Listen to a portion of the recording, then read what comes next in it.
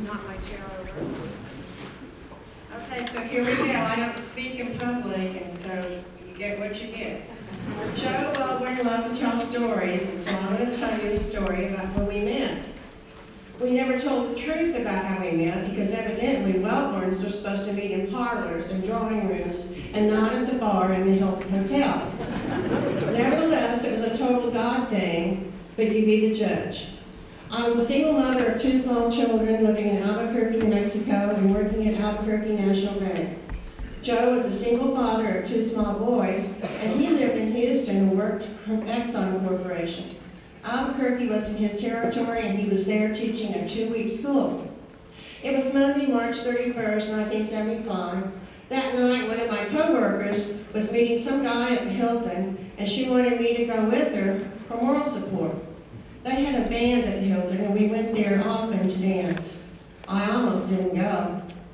It was Monday night, and who goes dancing on Monday night? However, I had no excuse not to go since my parents had taken my kids to Disney World for 2 weeks.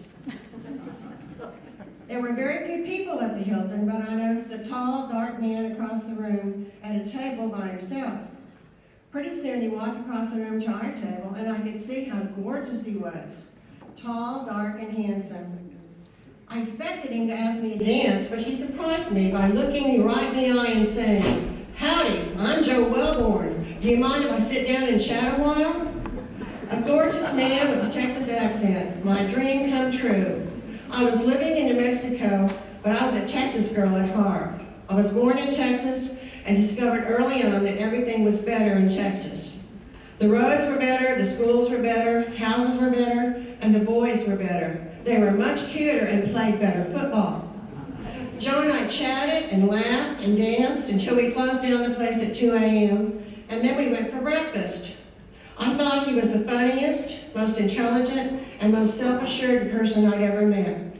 After breakfast, we saw each other every day for 2 weeks, and when it was time for him to return to Houston, I was very trepidatious, but we had talked about him scheduling another school in Albuquerque and flying back and forth as much as we could to see each other.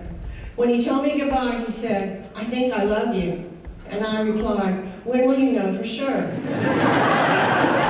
He left for Houston on Saturday, and I heard nothing from him Saturday or Sunday. Monday morning, he finally called and said, "I think we should start making plans for you to move to Houston." He also said, "By the way, I really do love you." To which I replied, "By the way, I always loved you." We wasted no time. By August, I was living in Houston, where I had a new job and a new apartment not far from where Joe lived.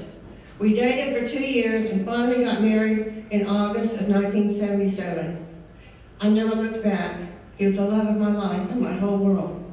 For my grandchildren, the moral of the story is never settle. Always marry the love of your life and never miss a chance to follow your dreams.